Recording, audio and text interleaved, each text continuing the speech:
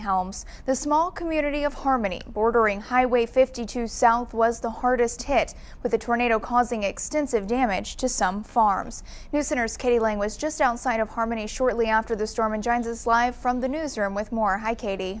Hi, Aubrey. The devastation left a trail starting west of Harmony and snaking just north, bordering the city limits.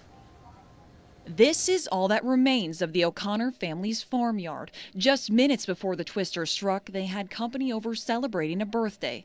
Soon, they found themselves huddling together as the twister struck. In our basement, and it happened literally 2 seconds, and it destroyed everything. It was just all this rumbling, and we went downstairs, and all you could hear was crash. Like everything was falling in our house, but nothing was. It was just the window and trees just rumbling down. The cement foundation that I'm kneeling on is the only reminder of the grain bins that once stood here. A mile-wide path of debris now lies scattered across an open field. It's just astonishment that something could do that in a matter of 30 seconds that you've worked years and years for.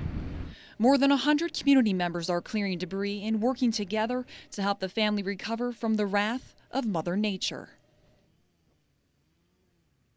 Keeney's farm, barely bordering the northern city limits of Harmony. A steel roof was ripped off of Keeney's hog barn, a cement silo was shattered, and numerous branches littered the yard.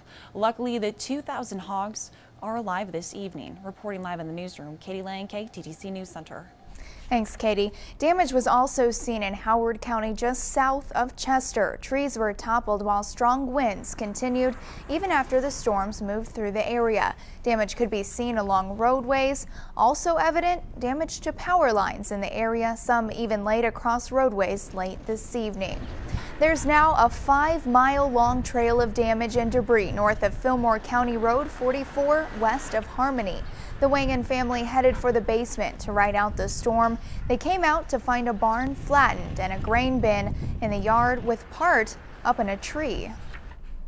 We were looking out the window and we seen the trees over in the windbreak start falling, so we went down into the basement, and out of the window we seen bushes all shaking and stuff.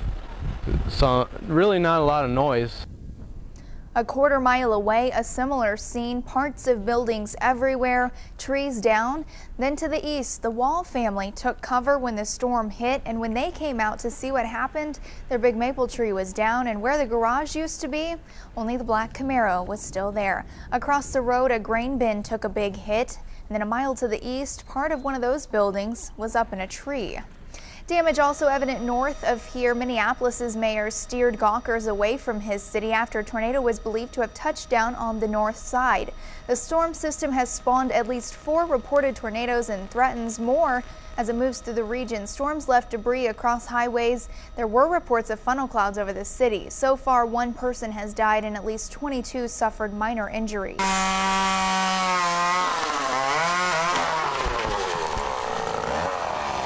A little north of the Twin Cities in Fridley now, where many homes sit with trees on top of them. Large trees residents say were so powerful they're just thankful they were not injured. Already this evening, people were out trying to start the cleanup process. Fridley resident Tom Hagan describes listening to the storm from his basement. All the power just went out, and as soon as it went out, everything was dead quiet. That's all it was just dead quiet, and then you could hear the rain, and normally the rain on our house it sounds one way, but all of a sudden you could hear the rain going down into the walls. I knew what had happened. Just because I've been through tornadoes before, I knew we had been hit.